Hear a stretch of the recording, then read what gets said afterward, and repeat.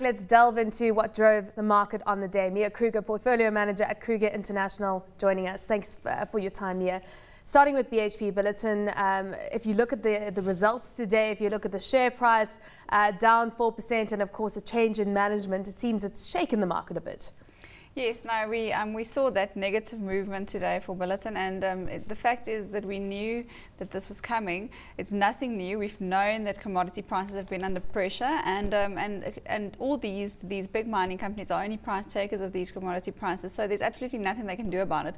If you look at the impairments, the one-time impairments that they've made, one of the biggest ones was the fact that they've actually made a very big impairment for the Wolseley and nickel mine, which is both aluminium and nickel, where they've said that they see that the Australian dollar has been very strong, and they think that's going to be strong going forward, and they're also expecting weaker commodity prices from those two commodities. So they may, they've been very realistic regarding that, and if you take that out of the earnings, then you'll see that it's actually down slightly less, still a lot, but only 43%. So it's nothing worrisome for me, because I know that Billiton has done what they've said they will be doing, and they've performed better than most of the other big miners. Just looking at the sensitivity of the company, they can do all they say they're going to do, but they can't control prices of commodities. I mean, if you just look at their company, a $1 a ton move in iron ore price equates to around $110 million impact on the company. A $1 move in the price of the barrel oil amounts to $45 million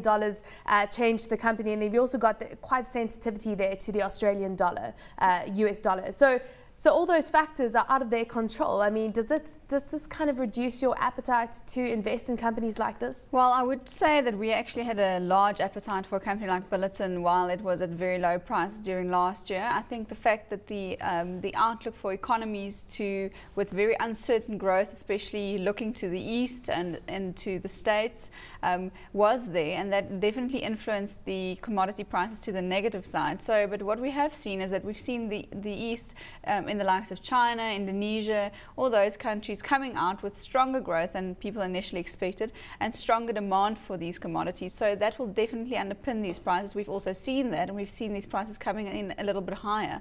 So going forward, probably for the next 6 months and then forward again, these companies will get that benefit from commodity prices going up. But there's nothing that you can do about these companies being quite price sensitive, and also so many different areas in a company with a rich portfolio of diverse commodities like Billiton. But that is actually where the benefit lies, in the fact that they are so diverse and that they've got this big portfolio of commodities that you really can't replicate again. Let's look at the new CEO, Andrew Mackenzie. He worked at Rio Tinto and he worked at British Petroleum, BP. Yes. That's an interesting kind of career that he's had, particularly in light of the fact that BHP Billiton wants to move more into energy. Do you think this signals something? Well, they have moved more into energy, and that's what they've been telling us for the past couple of years. So they've done what they said once again, and they've actually appointed him, like you mentioned, with a very rich experience in that field. He's got more than 30 years of experience in this industry, and he's worked very closely with Marius Kloppers. I think he will be a very good and suited follower for Kloppers, who's done an exceptional job. And there's unfortunately been quite a bit of negative news saying that he resigned due to the fact that the earnings dropped. It's nothing of the sort, and I think he's done an excellent job. He's managed, alongside with his fellow CEOs of different divisions in Billiton, to reduce costs at Billiton significantly. You wonder where there is for him to go right now. I mean, where do you go from working from the world's largest diversified global miner? But I suppose that question we'll see answered in a few months' time. When it comes to the gold space right now, you're not a buyer of gold stocks. No, we've never been, and I don't see that we'll be in the near future anyway.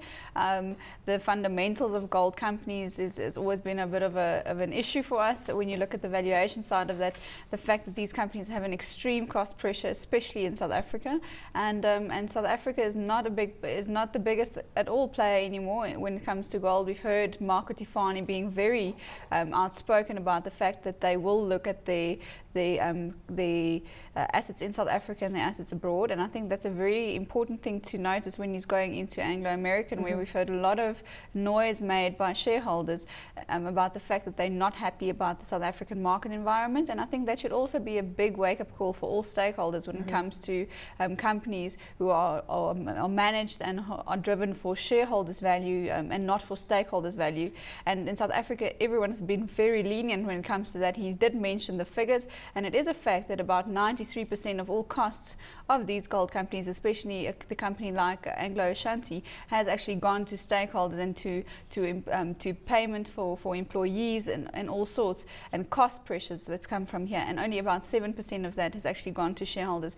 Very important to note this. Yeah, it certainly is. The first time, I mean, I've spoken to him a few times. It's certainly the first time he has looked straight into the camera and basically said, jobs, there will be job consequences. And in an interesting time in his career to make such a strong statement. He also made strong statements at the mining Indaba, but really illustrating the fact that the mining sector can't be squeezed more. That's what they're saying. And of course, we wait for the outcome of negotiations, for example, at Anglo American Platinum. You're right. I think stakeholders in South Africa is very focused on past returns, which is not something that we've been seeing over the last 3 years. And like he also mentioned, in the comparison to the equity market, I mean, it's not been comparable at all. And so there should be a better focus on current returns, the current environment, the very uncertain labour force that we deal with in South Africa, the laws that's not really for the employer but more for the employee, and also all the cost pressures that we've seen from this country. It's not very stimulating for a mining environment. At the same time, you do need the bare essentials when it comes to living conditions, and you can't be living in an environment where, of course, you're living kind of below the breadline. No, that's absolutely true. So South Africa will have to move from industry because mining won't be able to supply that or provide that for stakeholders, which is unfortunately the truth. So South Africa will have to move into other industries if they want to stimulate the employment market, and I think that'll be very difficult for this company. Well, let's move on to the retail sector right now, because if you're talking about consumers under pressure, perhaps starting to be reflected, or you're talking about jobs under pressure, perhaps starting to be reflected in the retail sales figures. You know, Truworths coming out with their first half earnings, headline earnings per share at 331.3 cents and up 19%. The stock dropped on the back of this news, down almost 1% on the day. How do you rate Truworths? Well, I think all the most of our retail sector is still overvalued, and the big thing is that we now see these earnings coming through, and it's kind of at a tipping point where the investors that's been punting and it's been actually chasing these prices up to where we see them now over the past 3 years are now kind of waiting and wanting the returns to be in line with the share price growth, which we're not seeing. We're seeing good returns, but good earnings returns, but we're not seeing them being supportive of the strong price movement that we've seen, and that will definitely bring the prices under pressure.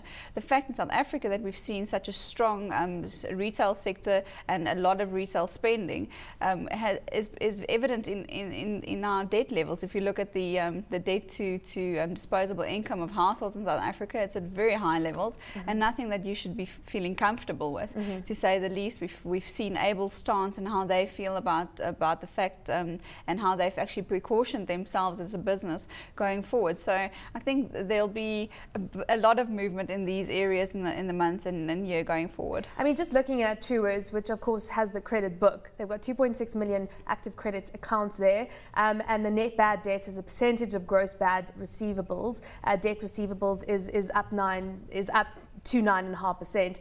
So overall, you're looking at indicators indicating that the health of the credit active consumers has deteriorated over the period, and that a warning signal. You're right. This company specifically is very cash generative, so which is a good thing for them, because they're not so reliant. Obviously, they're still reliant on credit for individuals, but they're not so worried about it themselves.